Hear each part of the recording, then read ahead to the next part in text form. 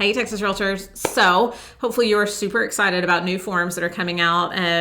We have been waiting on Texas Real Estate Commission to update the forms for 2024 because I think out of grace, they were waiting until we had really more of a final settlement out of the court system for Sitzer Burnett. That obviously does not have anything to do with Texas Real Estate Commission. However, they are in an attempt to partner with us, wanting to make sure that the processes that we are abiding by as Texas Realtors are as transparent as possible for the consumer, which is really great news. And so that's what a lot of the substance of the changes are about. But as anytime they change the forms, they really do try to true up as many things as possible in here. And so that is what they have tried to do as well. So if you have gone to a class to help explain the changes, which these are changes effective November 4th, but they will actually go live more like December 16th. So if you've already been to a class, great. But if you haven't, this is really your stopgap. I know it's end of the year. Everybody's doing code of ethics. Like, this is a tough time to get into class. And so maybe this video can help you. All right, so let's talk. I'm really going to be covering the more substantive changes. I'm not going to cover every single little bitty change because some of them just really are not super relevant for you necessarily in your daily life. I would go back and look at really the red line changes to make sure that you've got all the little things. But let's talk about the big things. Let's start with the 1 to 4 family. That's obviously, it's where most of the agents that I talk to are dealing with things and wanting to make sure that they're as knowledgeable as possible. Keep in mind, you're going to look at that top left corner to see what that date is. These are the ones that were approved by TREC on 11/4/24. And so that's what we're looking for. When they go live in zip forms, you'll see that date on the top. And like I said, I have heard that they will be live on the 16th. Okay, so let's skip forward to page 3. That's the first substantive change, and it's related to the T47. So forever, not forever, since I've been a real estate member, I was not like this when I was in title before that, which was a long time ago. But we have had this T47 affidavit that was prepared by the Texas Department of Insurance, and it was to say, hey, we can use the old existing survey, if you will. We can use the existing survey if the seller will give us an affidavit to say there have been no changes to that property. So fence lines haven't changed, they haven't added a pool, nothing has happened on it. Great. The problem was the consumers did not love that because we told them, hey, you've got to go take this to a notary and get this signed and then get it back to me because we have to do it within this timeline or else you've got to buy a new survey anyway. And so that was just always a little awkward. Well, now we have added this alternative route. And so the alternative route is that that the Department of Insurance has prepared basically the same affidavit, just does not require notarization. Now, I have heard some arguments of like, well, this sucks. I don't want to say my date of birth. Like, this is not great. Well, this is what we have. This is out of our control. This was prepared by the Department of Insurance, but this is an alternative if you don't want to get your property or get that statement notarized. You still can. That's still fine. This right now is on the Department of Insurance website. I have heard that once the forms go live on zip forms, this will also be live as well. Okay, so that is really the main substance of the survey changes. However, there is this one little word change right here in paragraph 2 where it says buyer may instead of buyer shall. One of the things that we've always struggled with is what to do in a cash deal where the buyer does not care about a survey and doesn't want the seller to provide a survey, doesn't want to buy a survey, just doesn't need any of it. And so what we have done is just not check any of those boxes. Now, if we want to leave that option open, they can check box 2, and then if they choose to order a survey, great. If they don't, then that's fine too. So all good. All right, now y'all really want to talk about the commission stuff, I know. And so I really do think these are some pretty good changes. That's paragraph 12. This is where we weren't 100% sure where they were going to make changes. We thought probably paragraph 12. Here we are in paragraph 12. This is a little hard to read, so I'm going to pop over to a screen to just help make it as clear as possible. You obviously can pull these up on the Texas Realtor site or TREC site so that way you can see this as we go. All right, so let's talk about what changes there are. First off, there's 2 different scenarios, right? There's a scenario where the seller has a separate agreement where they have agreed to pay brokerage fees. There's a scenario where the buyer has signed a separate agreement to pay brokerage fees. That's what we're trying to deal with in paragraph 12. So you'll see so first off, let's talk about paragraph 12A1B of what we used to have.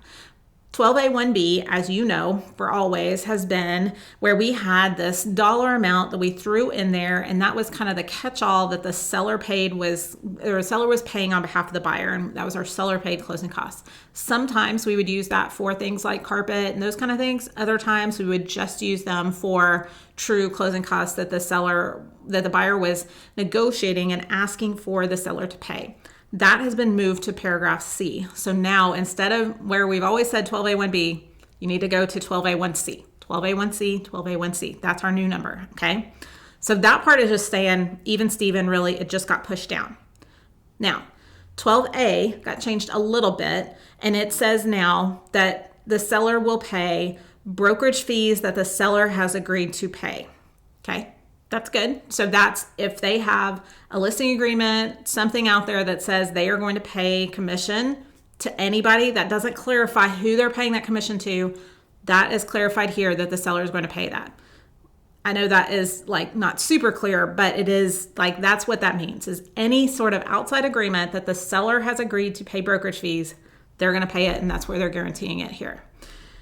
On 12A1B. Now this is our completely new line, and this is dealing with outside agreements that the buyer has entered into where they have said, hey, I am going to pay brokerage fees of X, and they want to negotiate that to be paid by the seller.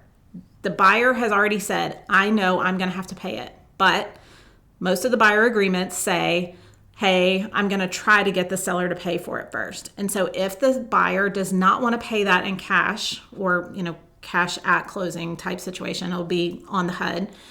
If they do not want to pay for that, then they need to put in right here in paragraph 12A1B, the following amount to be applied to brokerage fees that buyer has agreed to pay. And then a checkbox for a dollar's amount, and then a checkbox for a percentage of sales price.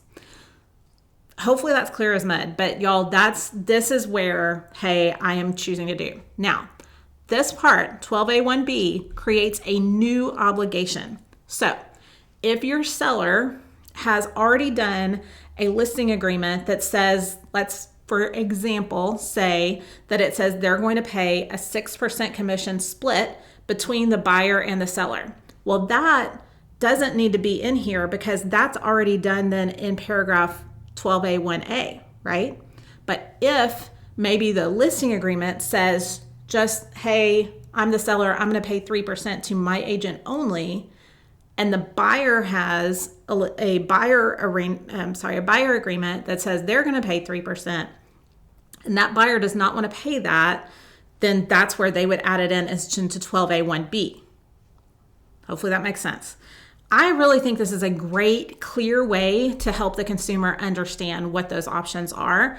I think at the core, it's just like Amy getting philosophical for a minute, at the core of what we're looking at from the settlement is that the consumers didn't know where the money was coming from. This is much clearer. And they didn't love, and then the DOJ really does not love the situation where we just have these pre-allocated monies that are going to be paid to representation for the buyer. Well, this allows the buyer to negotiate and put that into the offer right here. So this would not require agents to call and find out this like off-market amount, what's being offered. It wouldn't require those sign writers, all those things. Like you would just write the offer with it in right here, and then that seller can decide, is that something that they're willing to pay or not. It also what I like about it is it doesn't kind of force the buyer to accept what the seller is offering. So like we got into a situation with pre-settlement of like, well, the seller's only offering, let's say 2%. I have a 3%. I don't really know what to do with that. How do I get them to pay that extra 1%? And that's where we were using 12A1B a lot. Well, now we're using 12A1B. It's just not the same 12A1B. That's the before 12A1B is now 12A1C. Hopefully that makes sense. So I really like it. I think this is a great way where we really can get more transparency for both the seller and the buyer, where they can really understand what they're doing. I am sure you may have other feelings about that, and I'm not again, this is just what we have. So, all right. So you may be thinking though, all right, so yes, I understand, Amy, what you're talking about. If we have a pure listing agreement and a pure buyer rep agreement, but what about those other forms that we've been using for the last few months, the 2401, the 2402, and the 2406? So let's first talk about the 2406. The 2406 was a stopgap only, and it will immediately cease being used once this form comes out. You will never use another 2406 after the 16th probably of December. So no more 2406. Just take it out of your mind. It's gone. We're not dealing with that anymore. The 2401 and the 2402 will still be around. I personally do not think they will be used very much, but here's why they will still be around. So this is the 2401. This is the one that was modified in June to help us pre-settlement. And so on this one, this is again between just the broker and the owner. So this would be like this was what we used before settlement for FSBO agreements. So before I walked into a for sale by owner house, I wanted to guarantee, or my client wanted to guarantee, that the seller would cooperate in commission payment. This is what we would use. This still can be used for that. In any situation where the seller wants to guarantee to the buyer, hey, I am for sure going to pay you an amount, they could use this form and it's all good. They could still use the listing agreement like we talked about and do a 6 and 3, but they also, for example, but they also could do this and just have this signed by them. It's not signed by their broker. Maybe their listing agreement is still just for their broker, for their seller broker commission, but this could be for their buyer broker commission, and they could offer that. This could be sitting on the kitchen counter. This is something that could be used. Is it something that needs to be used? Maybe. I mean, but we also could accomplish the same thing by the buyer putting it into 12A1B, right? So is it necessary? Maybe. I think that sellers are probably going to lean towards not using this and just saying, bring me your offer, let me see what it is, and then we'll negotiate out that amount. And I really think that's what the DOJ is wanting to. Again, that's more opinion-based. But this option is still out there if you want to get the seller to sign before you ever write an offer, hey, this is what we're going to pay. Okay. Then there is this other form, the 2402 compensation agreement between brokers.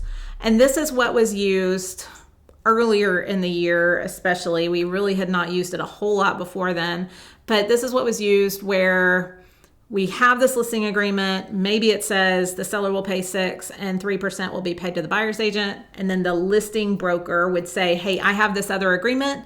This is your guarantee, Mr. Buyer, that your agent is going to be paid this. Here's a copy for you. And again, this was left in living rooms or sent to the client or sent to people as they're showing and those kind of things. This still is okay. You can still use it.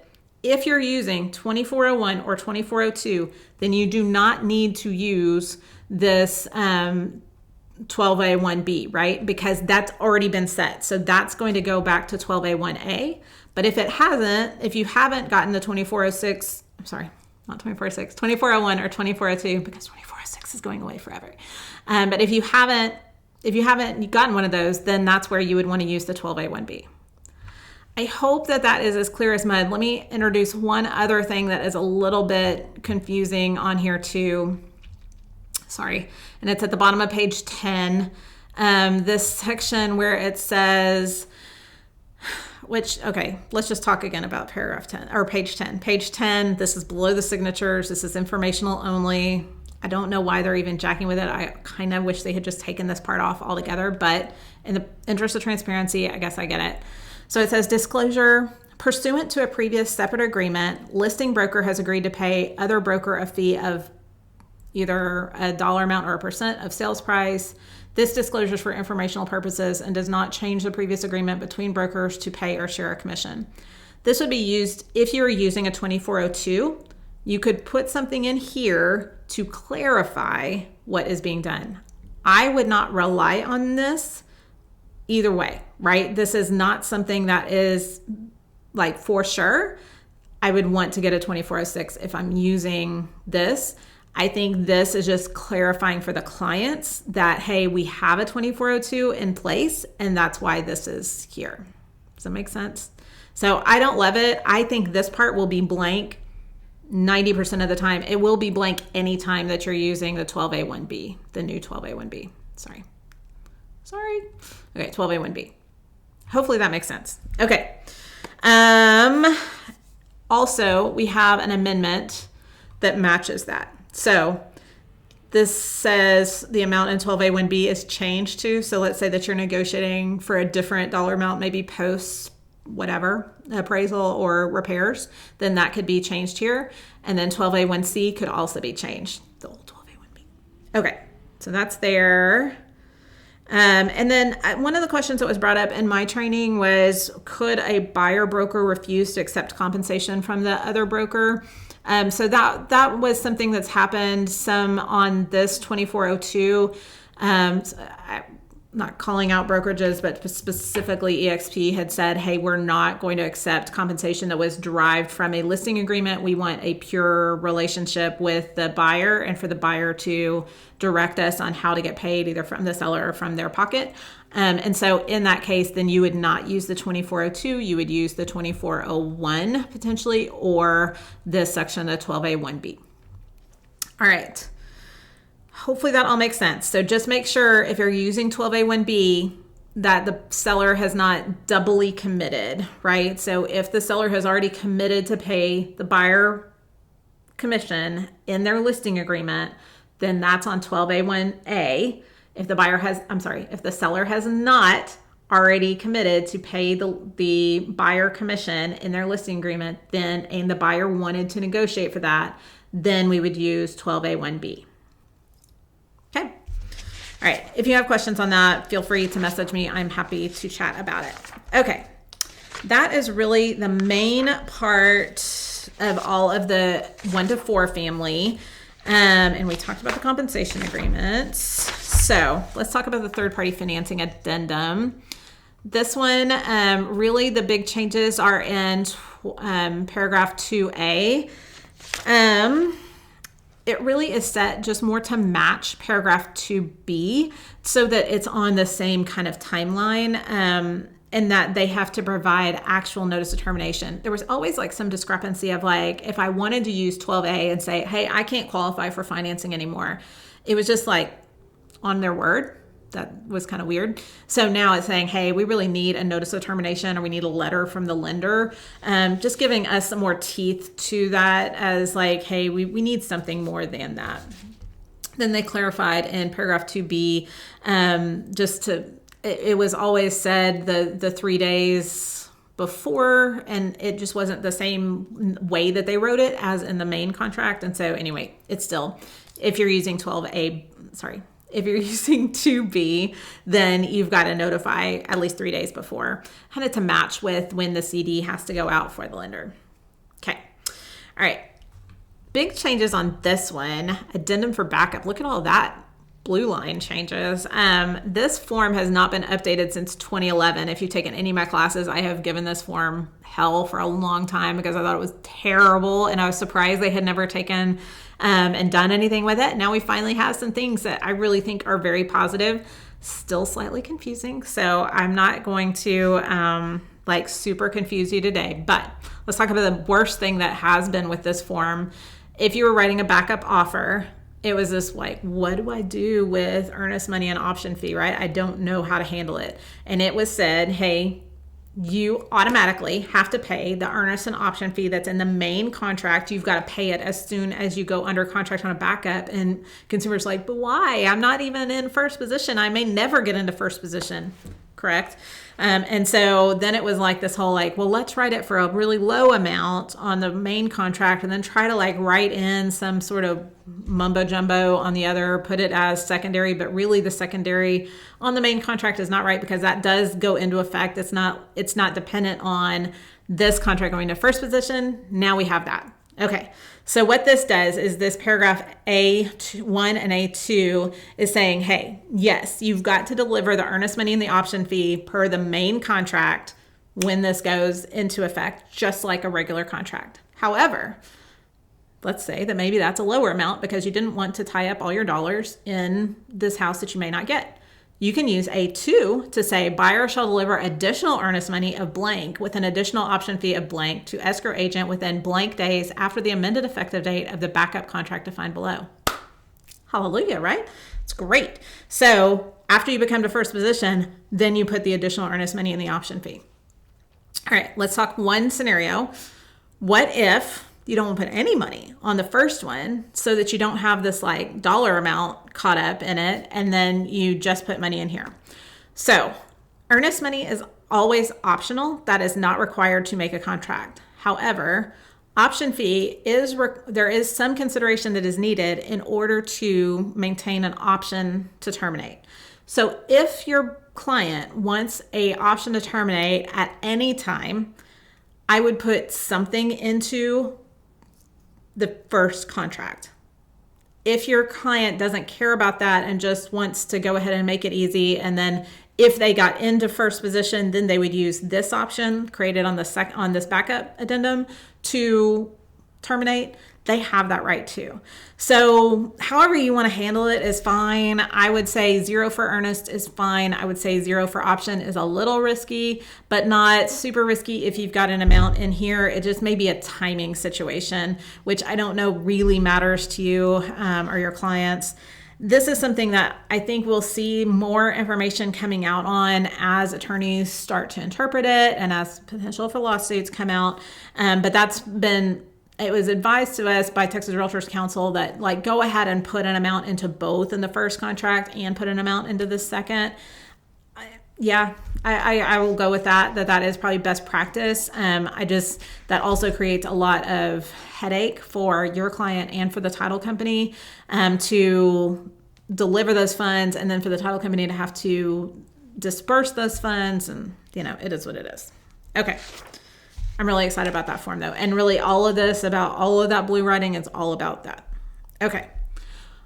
Another totally new form. This is called the Addendum for 1031 Exchange.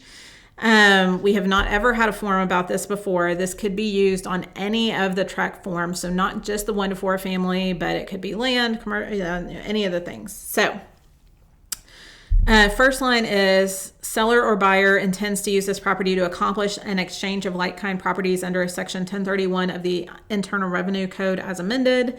And then B, the parties will reasonably cooperate to accomplish the exchange provided. Number 1, the non-exchanging party will not incur any additional expense or liability. And number 2, closing will not be delayed as a result of the exchange. Just a great clarifying. This again has been something that we've had to write into special provisions a lot of times, and I've had a lot of agents say, but it's not required, I don't have to. Well, it's not required, but isn't it best practice? And is it required? There was just always this we just weren't 100% sure. So that is really good to have on there too. All right, last change that I wanted to talk to you about is on the unimproved property contract form, and it is this paragraph 3D, and it just is a mimic of what we have in the farm and ranch contract. And it says, so let's say that you're using the unimproved property form or property contract form for acreage of you think around 100 acres, and you're going to do a survey and it ends up being 99.5 acres, and you wanted to pay $16,000 an acre. Well, if you had used 3A,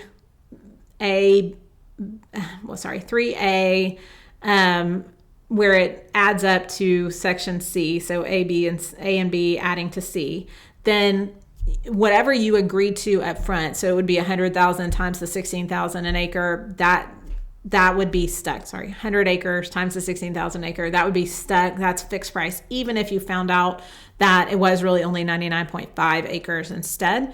You could have gone back and renegotiated it, but it would create an opportunity for renegotiation, less just happening. And so this allows that to just happen, where you're saying, hey, I'll pay 16,000 an acre of how many acres you have. So if it was 100.5, if it was 99.5, this allows for that flexibility in here. So I like this. I think I'm surprised we haven't had it up until now. So I think that's a really good thing too. All right, that's everything. So I hope you know more about the contract changes, especially about the commission, so that you can make sure that your client is really understanding what they are agreeing to, so that you can help them in the best way possible.